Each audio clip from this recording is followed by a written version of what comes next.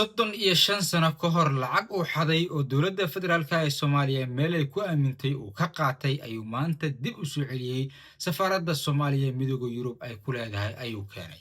Waa ninkan odaga ah magaciisa waxaa la yiraahdaa Imaan Suudi Jimcaale.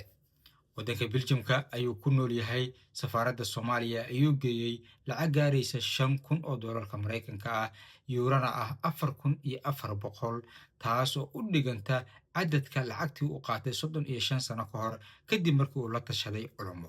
isaga ayaa kaaga warbixinaya xaaladdan iyo alla ka cabsigiisa aawadii in lacagtan uu dib ugu soo celiyo ummadda Soomaaliyeed.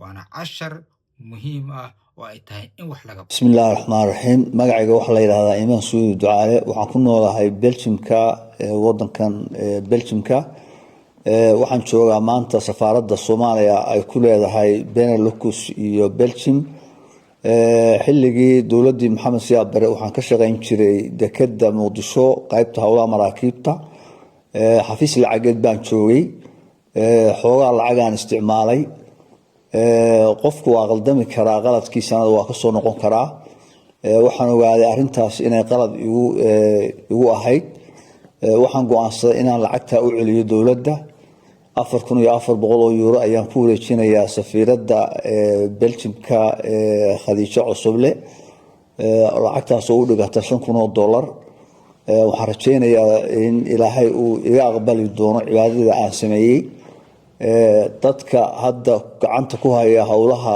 ummadda iyo dhaqaalaha qaranka iyo hawlaha qaranka waxaan ku waaninayaa inaanay ku takrifalin hantidaas waayo 30 sano ka bacdi baan bixinayaa wixii aan beriga qalday aan yaraa marka waa ku waaninayaa lacagtiina halkan ku haya bulshadan ku jirta. Suudi waad aragtaa mise ogtahay in dowladda Soomaaliya ay musuqmaasuq xitaa dunida u taqaanatii ugu horeysay. dadka askarta ah xitaa ay leeyihiin guryo waaweyn, kuwa taliyaasha iska dhaaf. dowladda dadka madaxda ka ah agaasimayaasha madaxda u sarreysa lagu xanto inay millions dollar ku maqan tahay. qofna maanta waxa uu soo celinayaa $5,000. labadaba Ilaahay ayaa wada xisaabin doona, laakiin tan tallaabada uu qaaday Suudi waa mid aad u wanaagsan.